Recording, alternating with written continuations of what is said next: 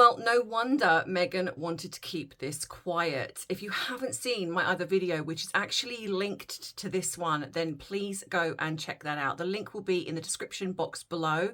And that kind of nicely links into this video as to why I believe Meghan wanted to keep this very, very quiet. So if you want to know what this is, and this is the channel for you, my name is Ems. I am a qualified UK therapist, and I use my many, many years of experience delving into the behaviour and body language of various people to help you navigate the world of narcissism, uncovering what these celebrities are saying. And at the moment, it is mainly Harry and Meghan. Well, this is the video for you. So don't forget to subscribe to the channel so you do not miss future uploads. And if you like this video, then please give it a big thumbs up, because it does help the algorithm. That being said, we shall wait no more. So let's dive right in.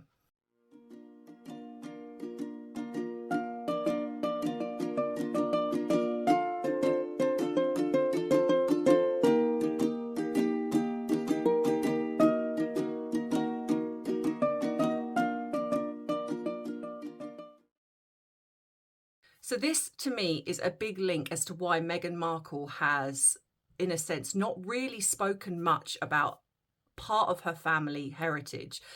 Like I've said in the intro bit there, if you haven't seen my other video, please go across and look at that, because one of the comments, well, many of the comments that I saw were people were like, well, you know, if this was true, she'd be shouting this from the rooftops, because there is a connection to royalty and nobility.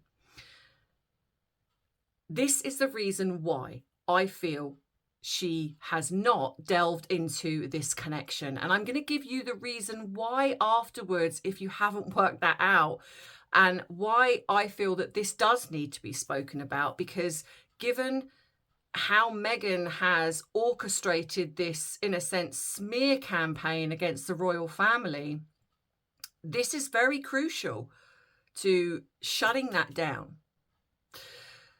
So in my last video, I talked about a connection between Meghan and royalty and nobility, where Meghan is actually a distant cousin of Harry. So they are actually blood related, albeit very watered down. And a lot of people in the comments were like, well, this was true, then she'd be singing it from the rooftops.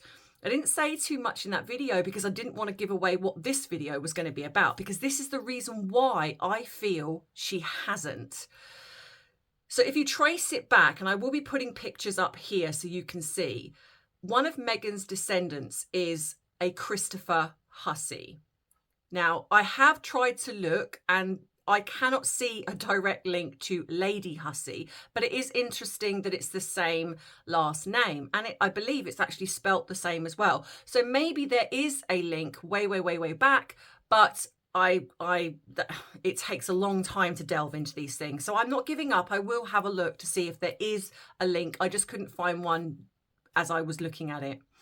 So Christopher Hussey, who is actually a descendant of Ralph Bowes, who was a sheriff, and that's where the connection is to the royalty and nobility. So go and watch that other video if you haven't seen it. So I'll put the link at the end of this video so you can go and just click on one of the squares. You'll see it there.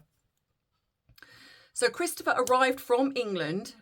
He arrived at Boston June the 5th in 1632 on the ship William and Francis. And I will put the manifest up here so you will see that he was actually a passenger on that ship. He married in 1658, and in the year 1659, a company was formed by a Thomas Macy for the purchase of the island of Nantucket. Now, this island, even though it was bought before that, it was inhabited solely by a tribe of Indians at that point. In that company was Christopher Hussey. This company bought Nantucket, which had previously been purchased by a Thomas Mayhew on October the 13th, 1641, of James Forrest, agent of Lord Stirling in New York, who claimed of his principal all the islands lying between Cape Cod and the Hudson River, under the patent granted to him and Sir Ferdinando Gorges, I believe, but it was only occupied by the Indians. So at this point, nobody else occupied this land. It was basically the Indians occupied this land. Although Christopher was one of the original purchasers of Nantucket, he never actually lived there. For some bizarre reason, he never did. And then he went on to sell his lands to his two sons, who were John and Stephen. Now, again, this is why I believe Meghan, sorry, just referring to my notes here, Meghan hasn't mentioned her family tree, because if you trace it back, Christopher Hussey's son, and this is a source from the genealogical and family history of the state of New Hampshire. So this is all documented, and I will put pictures up here. Stephen was a very, very powerful man back in that time. He was a huge landowner. In fact, he was one of the biggest landowners of the time. He was also a slaveholder. So yes, that is why I believe, because yes, if Meghan is connected to royalty, she would have absolutely probably used that and sung that from the hilltops. The hills are alive with the sound of me being a princess. It would have been something like that. Excuse my singing. But what that does is it opens up a door of people to go, oh, that's interesting. Let's delve a little bit further. And if you delve a little bit further, it actually shows that there is a direct link to her family heritage, if you like, owning slaves. So around this time, it was also noted that this Stephen was not a very nice man. So you can imagine possibly how these people were treated. Stephen originally engaged with trading as he lived for a time in Barbados. So this is where he was kind of living for a time. And then he went to sea as a young man and settled in a while in Barbados, becoming a city official there. Then he acquired some property and purchased slaves. So even when he was in Barbados, he purchased slaves, whom he then brought with him to Nantucket. Now, when he was in Nantucket, this was property that was then bequeathed to him by his father, Christopher. So by May 1673, Stephen had permanently settled at Nantucket again. So here it says, Stephen was one of the biggest landowners of the day. He owned 3 houses, which is a huge deal back then. I mean, you've got to imagine, owning a house was a huge deal. To own 3 was massive. That showed how actually rich he was. And this actually was a source by the Nantucket lands and landowners. So again, this is all here. This is all concrete proof. This is not me just plucking things, because I know that I saw some of the comments where people were saying, I don't believe this. I research. I don't just throw things out there. I research things. And if these sources are wrong, well, there's not much I can do about that, because I can only go by what I see. And I think it's a little frustrating when I do that research, when some people kind of go, well, I don't believe this is true, or this is BS. If you want to think that, you're entitled to that opinion. But just know that when I bring something here, I do as much research as I possibly can. And I can't go any further than what I've done. And I have used multiple sources, and they all say the same thing. So here he is. He's settled in Nantucket. Now, John, his brother, also then sold him. So he's already got this big chunk of land with these 3 houses. And then his brother John sells the land, his portion of the land, to him as well. So this is huge. Now, also around this time, he was also quite interested in the Quakers. Now, the Quakers were very prolific in actually going against slavery. So it was interesting that Stephen, even though he was very interested in some of the things that they were kind of doing at the time, he still owned slaves. And not only that, he treated them like property. And again, I'm going to show proof of this. Before he passed away, Stephen created a will. And again, I will show proof of this here. In the will, this is the exact wording. To my wife, and I apologize, but I am just reading what this says, and you can see it up here, because this was really difficult to read, because even though there's one thing when you sort of know how history is behaved, to actually, when you're researching something, for my personal opinion, to read it like this, I actually felt this reaction to that. I felt really saddened by this, and you know, for me, it's like I sort of kind of then start going into how this must have felt for them at the time. and what that was like. And I know that it's of a different time, but I would like to think, even if I was of the time back then, that I wouldn't treat somebody this way. Like, they are literally property. So he wrote in this will, to my wife, and I'm not going to say the word, I'm just going to put this up here because I don't want to say it, because I know that obviously there is this smear campaign against me, and what I don't want is someone editing this video to make it seem like I am now racist, because I'm 100% absolutely not. So, to my wife, this, named Sarah. To my son, Silvanos, weird name, this, named Mark. To my daughter, Theodata, again, weird, named Dorothy. So these people were property to him. Now, I know that obviously there are some that owned and didn't view them as slaves, and I know some, you know, were working with families, and they were treated very, very well. I just, given how this is worded, I just get the distinct impression that these people were not treated with any level of respect, not even treated as if they were human beings. They were property to do with as you will, if you like. And that just makes me feel so icky inside. Like, this is, you know, and I know it's sort of a different time, but it's just not okay. And you know what the strange thing is I kind of get the outrage to some degree. I mean, not the whole reparations thing. I mean, that's a bit bizarre, but I do get it. If you have family that have been treated this way, going back to your ancestry, I recognize the outrage. I can't, not necessarily understand it, because, you know, I can't really empathize because I've never been in that situation, and I wouldn't want to be that insulting, but I recognize it, and I get that how they could potentially have felt. But I think that it wasn't just that shocked me as well. It was the fact that Meghans' direct ancestors sold their land that was originally inhabited by the Indians. And then, so in a sense, they directly profited. And again, we've heard about this, you know, how, you know, tribes were moved off land, moved off their home, their ancestral land. But here is direct proof that this was not. So not only were they slave owners, they literally bought land and took it.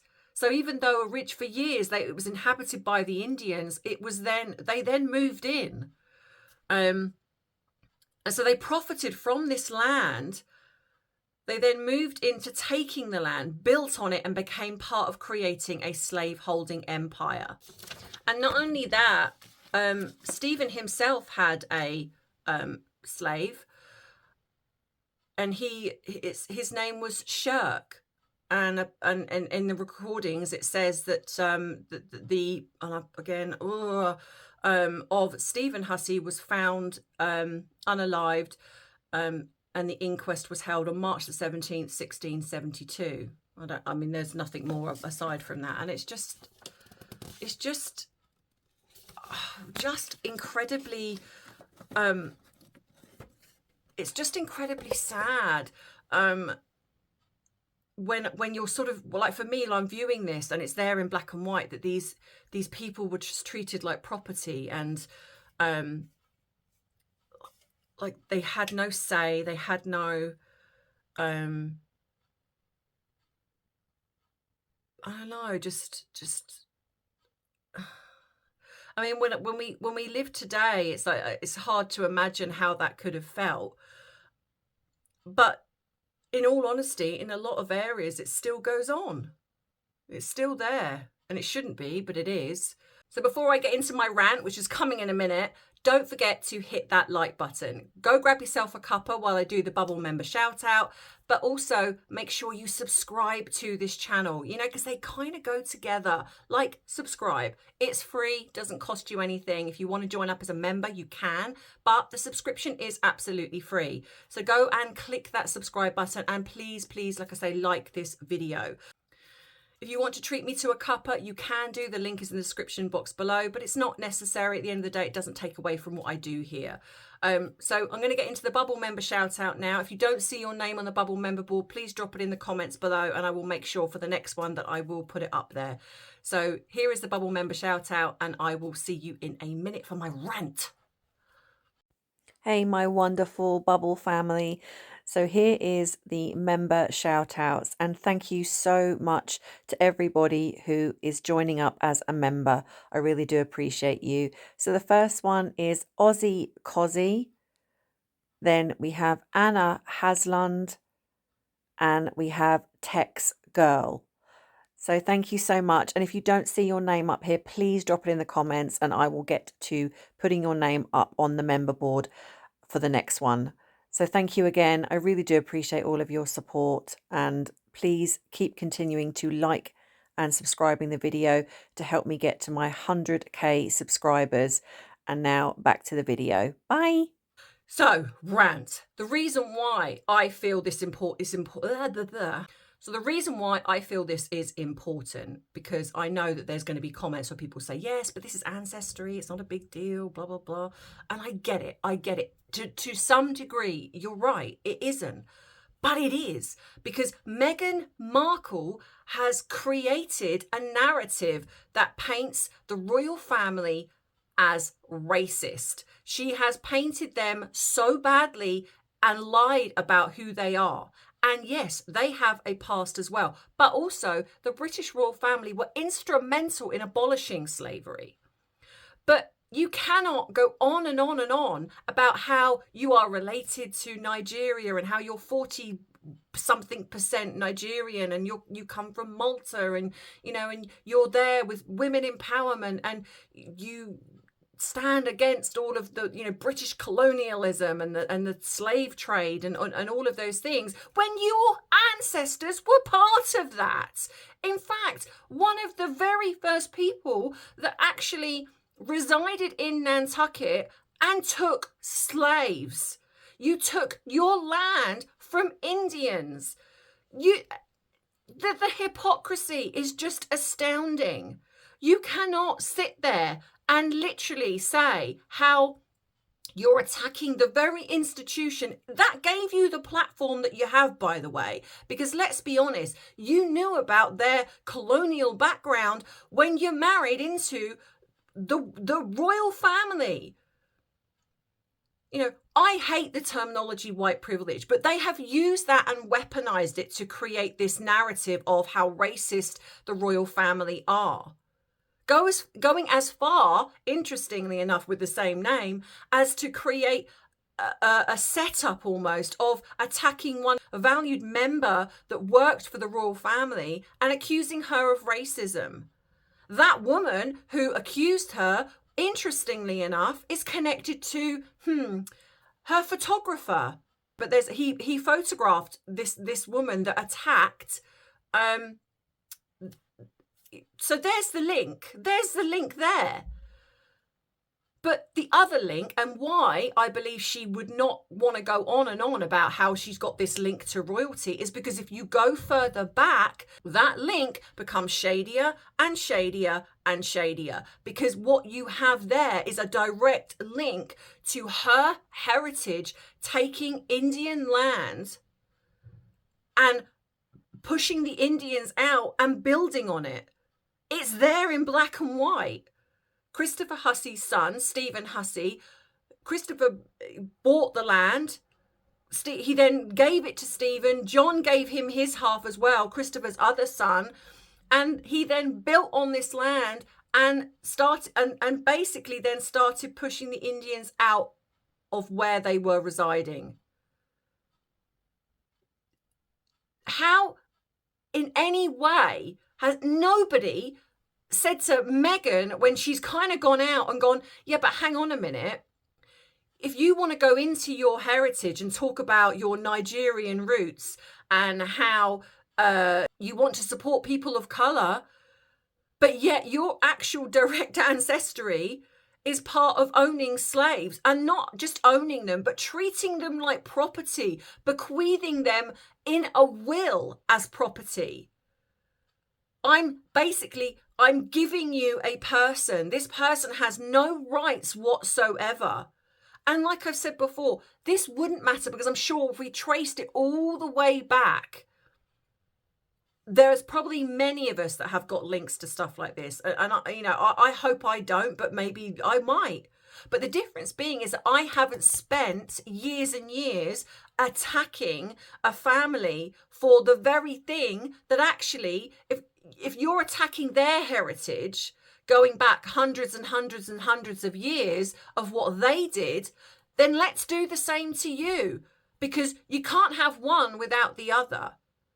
If she hadn't have said anything, if she hadn't have come on and said all of these things, I mean, and let's not even get started on Harry, who, to be fair, should be just muted, because why on earth he has come out and spoken and said some of the things that he said is just beyond me, other than the fact that he's probably got Megan's hand up his bottom and she's just doing it all for him.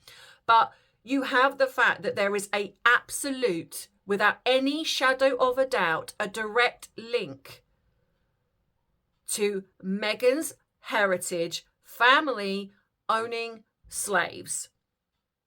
Not only owning slaves, but treating them like property, literally bequeathing them like property in a will. We all know. Can you imagine having someone and be like, yeah, I own you, and when I pass away, I'm just going to pass you, make sure that you get passed down to whoever. His children had slaves. He gave child slaves to his children. A young boy, Mark, and a young girl, Dorothy. No second name, just their first names. And they were literally... And then, like I say, not only that, was instrumental in taking land from Indians. That was their ancestral land. If these Indian tribes were residing on a piece of land, then to me that land becomes where they're living. You know, it's similar to me, say I'm living here and someone just comes in without telling me and just goes, yeah, I'm buying this, it's mine now, you don't get any say. And I'd be like, what? No, I'll fight you for it, but no. and in a sense, that's what they did. And I know it's not just them. Others have done it, but this is what I'm saying. This is the fact that it angers me that nobody has, and this is in the public domain. I'm going to be honest, it is in the public domain. I've seen reports of where there have been article pieces, but what they've done, the clickbait article pieces, is they've not mentioned the fact that Meghan is actually connected to slavery, Meghan's ancestors. They find a bit that doesn't connect her to that, and that's what they put up there. Oh, Meghan's connected, Meghan's a distant cousin to Harry, or Meghan's connected to royalty. And it's like, yeah, but let's delve a bit further, and actually, who else is she connected to? She's connected to people that have literally moved in and basically said to the Indian tribes, yeah, you can go now, this is our land now. And then not only owned slaves, but treated them as property, bequeathed them in a will to his wife and children to make sure that they stayed with them. So that is why, in my opinion, Meghan has not wanted this part of the royalty side of it on her father's side to go any further, because if you delve further back, there is an absolute direct link.